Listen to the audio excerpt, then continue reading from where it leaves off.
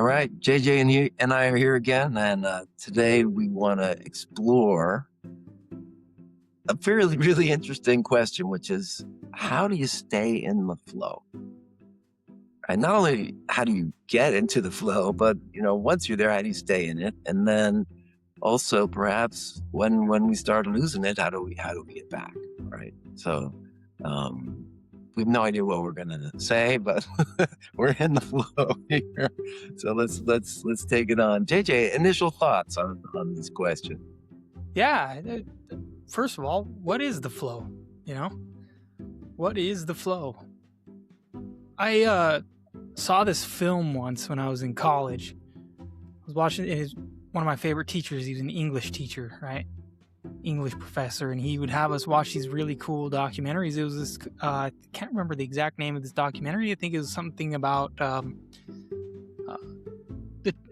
way to be happy or something simple like that, And on this documentary, there's this, this old Indian dude walking down this street with trash everywhere, and it's, people are living in pallet huts and tarps, draped over their thing, and this guy in this village is notoriously known for just being fully happy all the time. He's got his little stick with his bag tied to the end of it, and he's walking down the street, and he's coming back home after a day's work. His kids come run and hug him, and this is a real guy, and he lives in a pallet hut. And there was an aspect of, the film crew. They asked him, "Hey, how do you stay so happy in all of this poverty and all of this suffering, basically, that's going on?" And his answer, to paraphrase, I don't remember exactly the words he said, but what I took from it was, he said, "What suffering? What pain? I know that there are others that are going through all of that, but what good does it do me to live in that? And what good does it do them? How much good can I do them if I live in that?" And he said, "I learned a long time ago that hard work and appreciating the small things and appreciating every moment, I'm in flow." That the film ultimately came to this somewhat conclusion that didn't matter if somebody, and they, it's so many different people from all different walks of life and different backgrounds and different, vocation and occupation and all these things, people that were doing really amazing things that were miserable. People that were doing, flipping burgers at McDonald's, and this dude's he's just happier than hell. He's just flipping burgers, having a good old time. He's like, he's the life of the party. Everybody's like, "Dang, dude, he just lights up the room." And every single person that they talked to, the one thing that they had in common is that each person was appreciating every moment. They were in gratitude all the time, And man, so how do you get to that is the question, right? How do you get to that state of gratitude and appreciation? And we can talk more about the mechanistic side of what flow state is, what being in flow is, but I would love to hear your thoughts on that, Liam, of how do we reach that level of gratitude and appreciation? Yeah, that's the key, right? I mean, that is the key thing, and what you just shared about how these people were basically being present, right? I mean, that's the thing. When we are present, then we do feel gratitude naturally. That's the result. That's just because that's the nature of being, is that deep peace and joy that is just being. So that's the thing. When we distract ourselves from the present, I guess that's getting more to your question here. So when we distract ourselves from the present, it's like we're benching ourselves. We're taking ourselves out of the game. Like there's this game going on, and as soon as we distract ourselves with our judgments about what is, and regrets and worries, we're benching ourselves. We're having this experience that is no longer in the present. Now, some people are going to say, "Oh, yeah, well, that's avoiding those feelings or whatever." No, it's not at all. It's just not identifying with them. It's understanding. It's like, oh, okay, well, this thing is going on right now, and it's not what I want, but it's what is. Okay, can I be with what is? Because and you and I have talked about this before. You're never going to win the argument complaining about what is. That's never going to happen. So this idea, this mindset of understanding that when we identify with these complaints, with these worries, with our regrets or our frustrations or whatever, when we go into that, we're actually benching ourselves. We're taking ourselves out of the game. We are now no longer, kind of what you were saying, we're no longer really able to contribute because we're not in a place of access to infinite potential.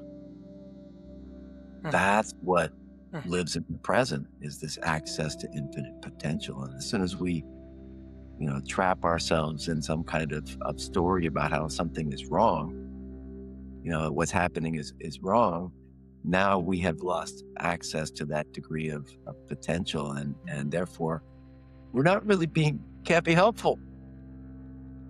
Not to the same degree. Yeah. Right.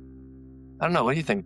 Yeah, I think that there's a lot of forcing in that as well, right? There's like a lot of forcing and trying to fix things and control things and manage things. And there's this beautiful quote that just in the simplistic sense, I don't remember who said this, but it's not about balancing anything in your life. It's just about balancing yourself.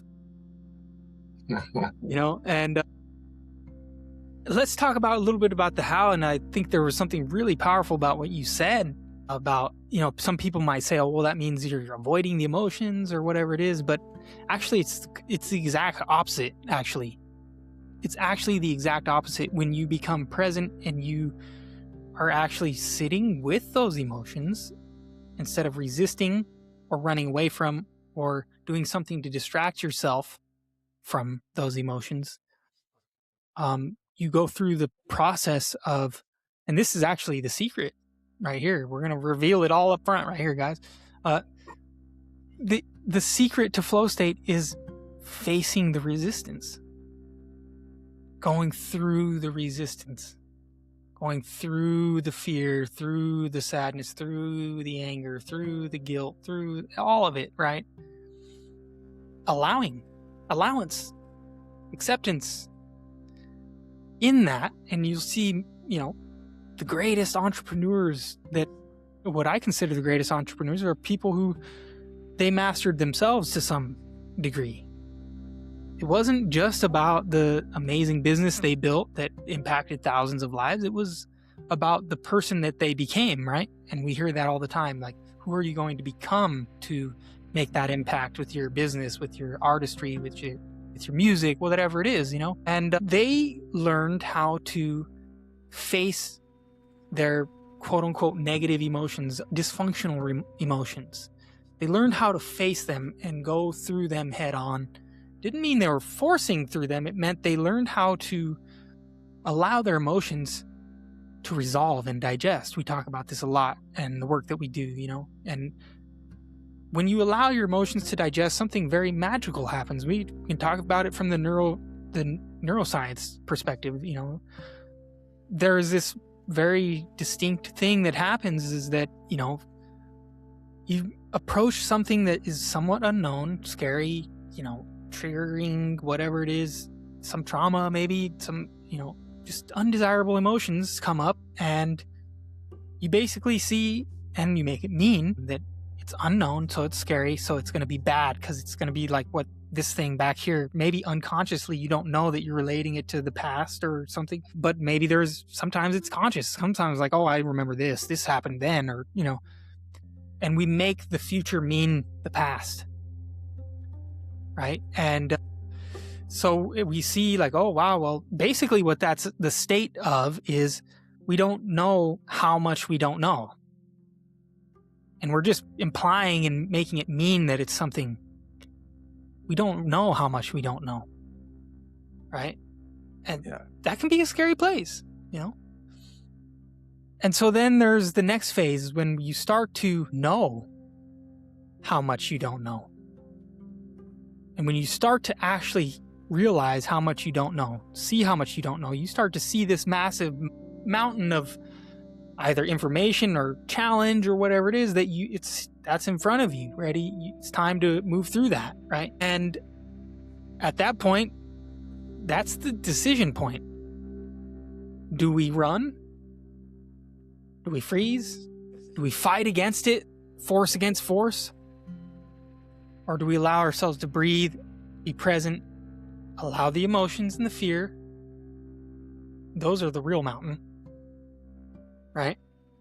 Yeah. And allow ourselves to move through it. And we know neuroscientifically that at that point, if you allow yourself to go through it, there's a little bit of struggle. It's good for you. A little bit of challenge. In that, your brain creates what's called myelin. They say it's a adaptation that helped us function under high stress situations, being chased by a lion or whatever it was, right? We could think way quicker and see new patterns, new opportunity way faster. The brain creates all these new neurosynaptic connections. Myelin coats the neural circuits, and boom, you got this whole brand new neural circuit that you just developed because you pushed through.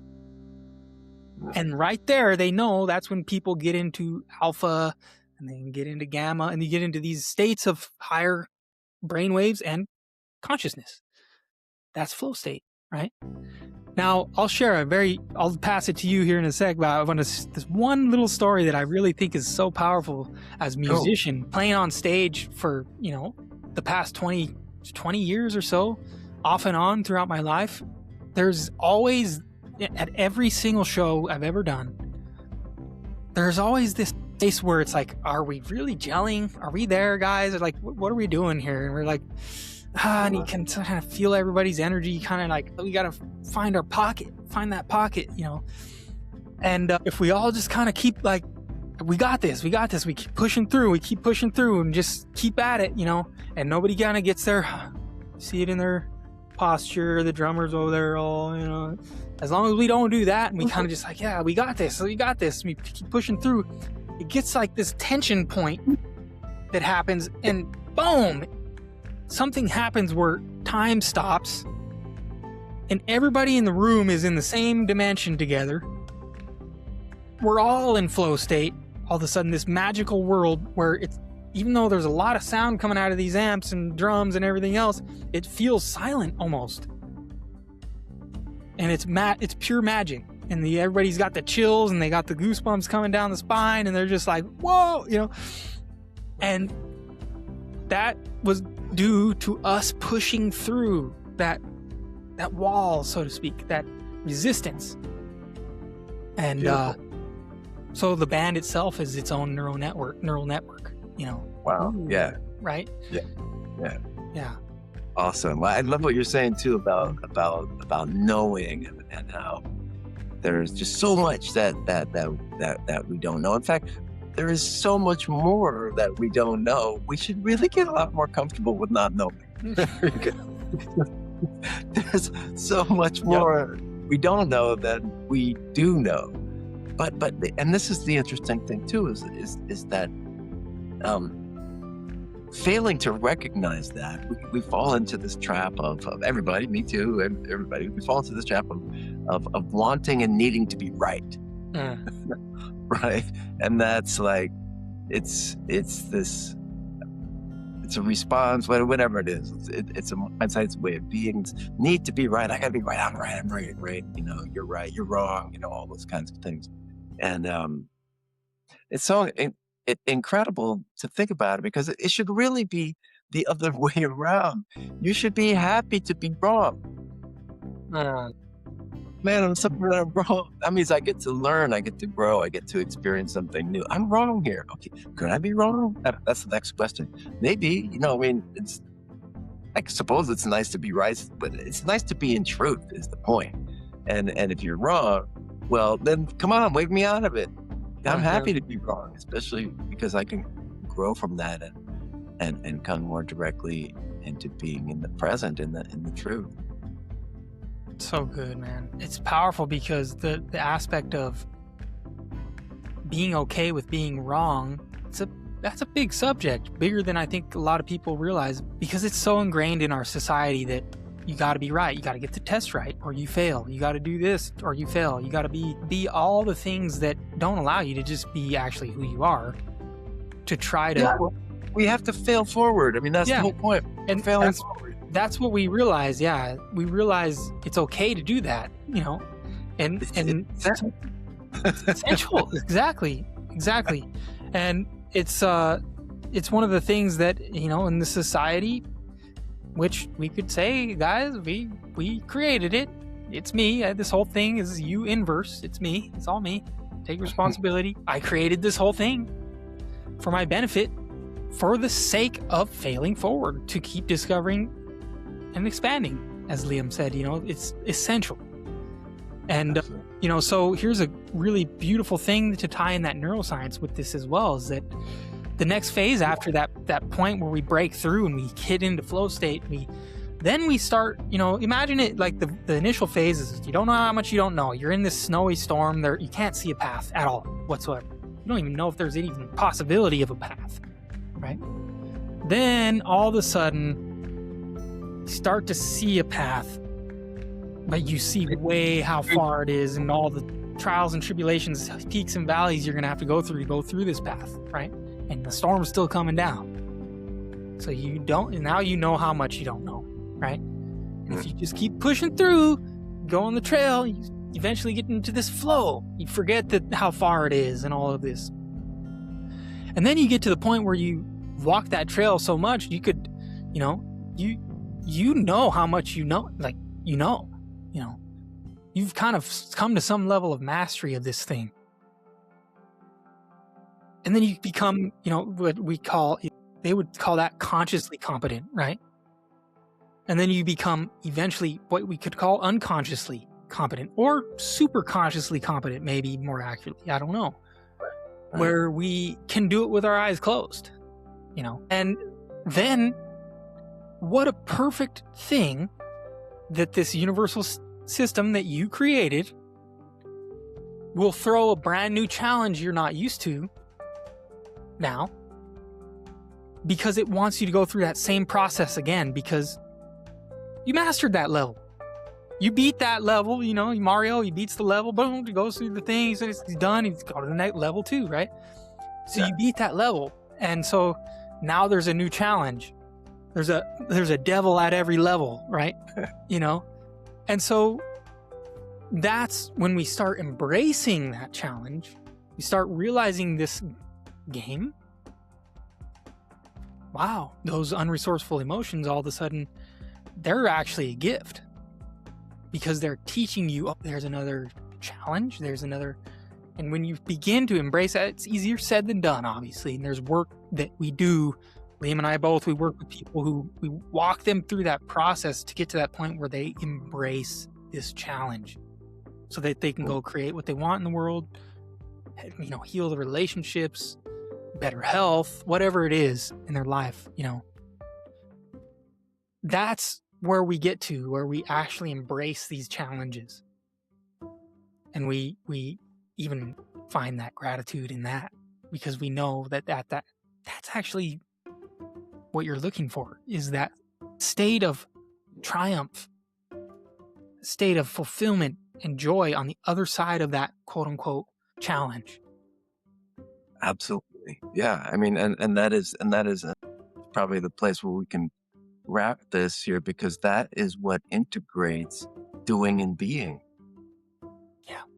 Right. It's like we're in that flow, and we're renewed by this failing forward, renewed by that. Our horizons expand, our enthusiasm for what is possible expands. And so now we can do what we want to do. Yeah.